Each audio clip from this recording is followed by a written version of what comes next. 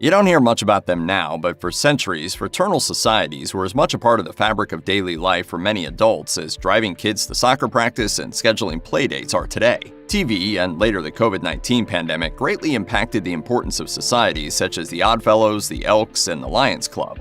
Yet for the longest time, one's fraternal society was a source of friendship, social capital, and the basis for one's charitable work. And probably the most famous, or infamous, of those orders is the mysterious group known as the Freemasons.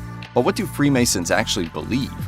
On the surface, the Freemasons appear to be a group of usually old men who meet at the lodge to play cards and enjoy a tall, cold one. But for centuries, both church officials and the general public were concerned about the Masons. That's because the organization has always been shrouded in secrecy, with rumors of pagan rituals, quasi-polytheistic beliefs, and to hear some tell it, a tendency to secretly pull the strings of government, finance, and world domination. Even Sherlock Holmes thought so.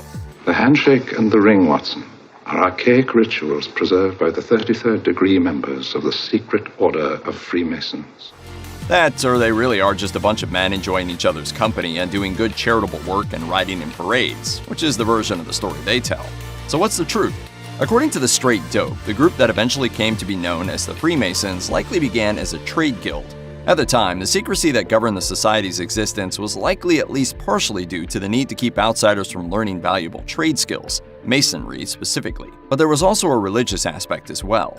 The Freemasons allowed anyone to join as long as they believed in God, regardless of their specific religious beliefs, and that was way too inclusive for the Catholic Church. This was centuries ago, of course. Around the 17th century, the focus of the group broadened from actual stonemasonry into a society of wealthy, educated gentlemen discussing the latest trends in philosophy, like a book club for morality. It was also the time when the society became entwined with deistic beliefs, an idea that the grand architect of the universe was just that, a godlike being that created the world but has no further influence in its existence. The inclusivity and secularism of the Freemasons put them at odds with all sorts of conservative establishments, especially the Catholic Church, and for a while, Freemasonry was outright banned.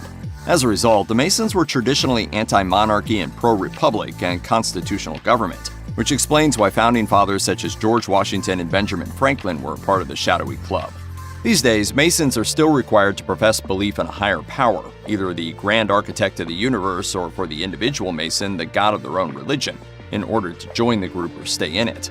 However, the Straight Dope also notes that when a Mason achieves the highest rank, the tea is spilled about what the group secretly purports to believe. That god is actually a being they call Yabalin, who is an amalgam of the Hebrew god, a Canaanite god, and an Egyptian one. Of course, few, if any, Masons actually believe all or any of that, but all the secrecy and initiation rituals of Freemasonry help promote the brotherhood of man. That sounds good on paper, but the downside is made clear by the overwhelmingly male membership of the Masons.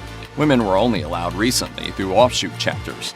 That's not the only way in which the Masons have struggled to adapt to the modern world. Many conventional lodges refuse to accept anyone who is not a white male, a struggle that continues to this day. So women and minorities run their own Masonic lodges, completely separated from the traditional bands of old white men.